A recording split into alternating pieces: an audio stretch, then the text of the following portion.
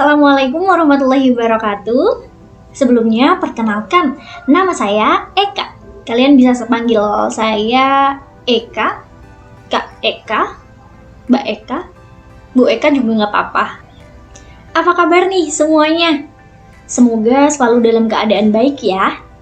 Meskipun saat ini kita tengah berada di situasi pandemi COVID-19, tapi tidak menghentikan semangat kita untuk terus belajar dari rumah.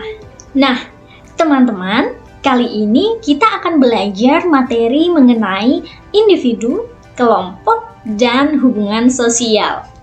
Nah, teman-teman tahu tidak apa sih itu individu, apa itu kelompok, dan apa itu hubungan sosial? Kita akan bahas bersama-sama di video ini. Jadi, teman-teman, tonton sampai selesai ya. Yang pertama, individu. Apa yang terlintas di pikiran kalian ketika mendengar kata individu? Jadi, teman-teman, individu itu berasal dari bahasa Latin, yaitu individuum. Artinya, kesatuan terkecil. Jadi, individu itu tidak bisa dibagi-bagi lagi. Antara individu yang satu dengan individu yang lainnya memiliki perbedaan karakteristik. Dengan demikian, dapat didefinisikan bahwa individu ini adalah seseorang, perorangan, yang bersifat tunggal, yang tidak bisa dibagi-bagi lagi. Seperti itu teman-teman.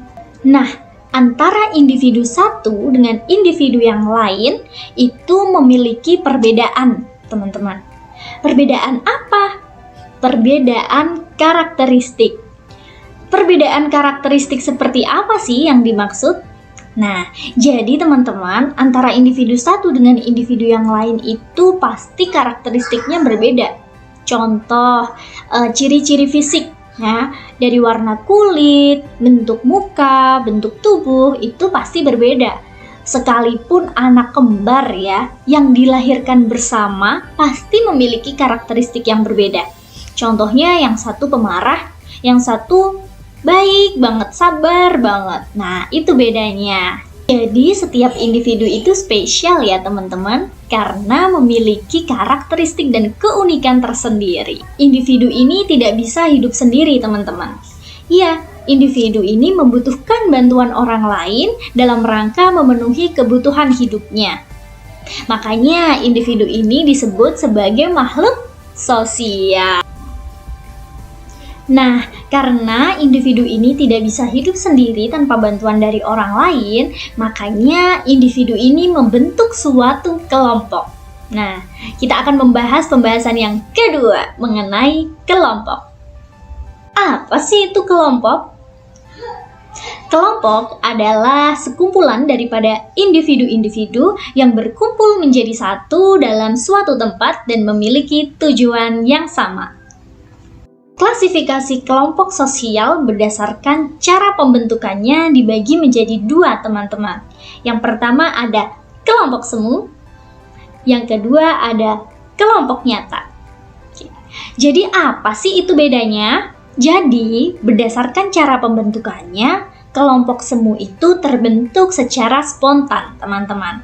Kalau kelompok nyata itu terbentuk secara disengaja.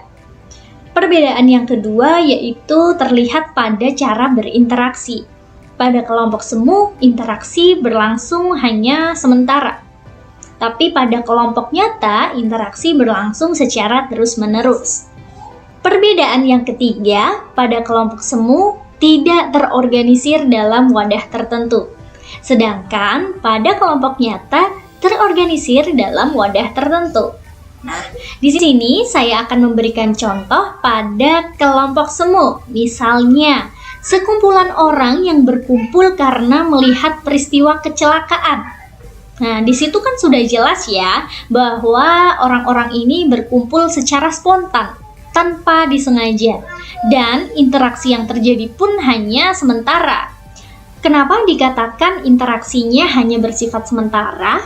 Karena mereka itu berbicara seperlunya saja, teman-teman. Misalnya ada orang yang tanya, di sana ada apa? Ada kecelakaan. Kenapa itu kok bisa? Oh, itu ada motor nabrak ini mobil gitu. Udah selesai sampai situ. Mereka nggak akan membahas masalah di luar peristiwa kecelakaan itu.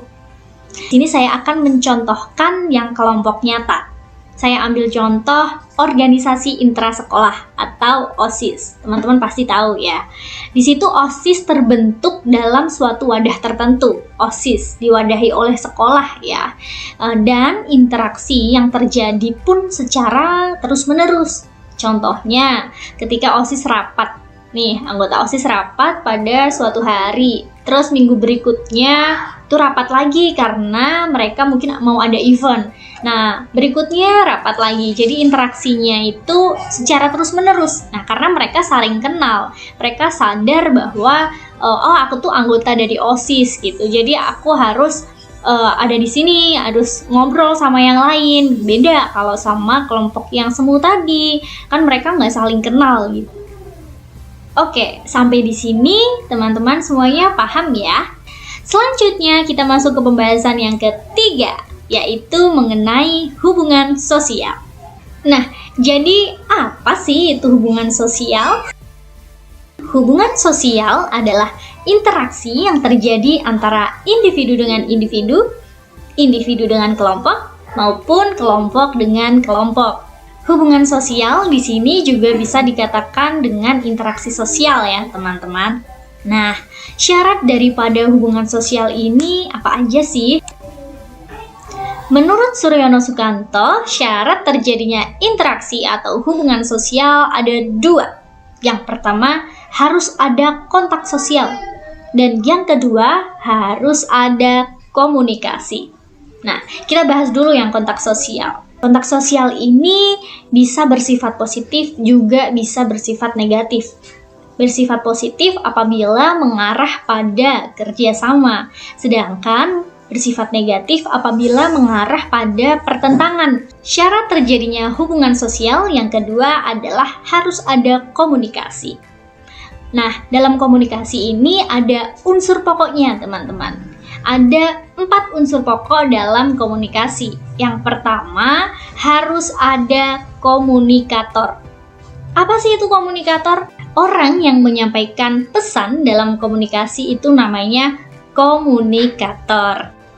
Unsur pokok yang kedua, harus ada komunikan. Nah, komunikan di sini adalah orang yang menerima pesan dari komunikator. Selanjutnya harus ada pesannya, ya. Jadi harus ada pesan yang ingin disampaikan dari komunikator ke komunikan. Selanjutnya yang terakhir adalah media. Jadi harus ada media. Ini sebagai perantara. Nah, dapat disimpulkan ya teman-teman bahwa antara individu, kelompok, dan hubungan sosial ini tidak bisa dipisahkan. Kenapa? Karena kita tahu bahwa individu itu tidak bisa hidup tanpa adanya bantuan dari orang lain. Maka dari itu, individu membentuk suatu kelompok sosial, dan kelompok di sini membentuk hubungan antara kelompok satu dengan kelompok yang lain, atau kelompok dengan individu, atau individu dengan individu di dalam kelompok tersebut, sehingga tercipta hubungan sosial di masyarakat. Dari apa yang sudah dijelaskan, saya harap teman-teman semua paham ya apa yang dimaksud dengan individu, kelompok, dan hubungan sosial.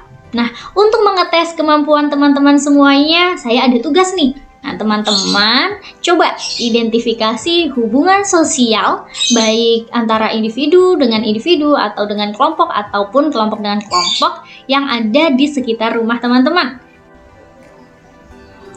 Nah, selanjutnya teman-teman bisa upload tugas tersebut di media sosial kalian di Instagram.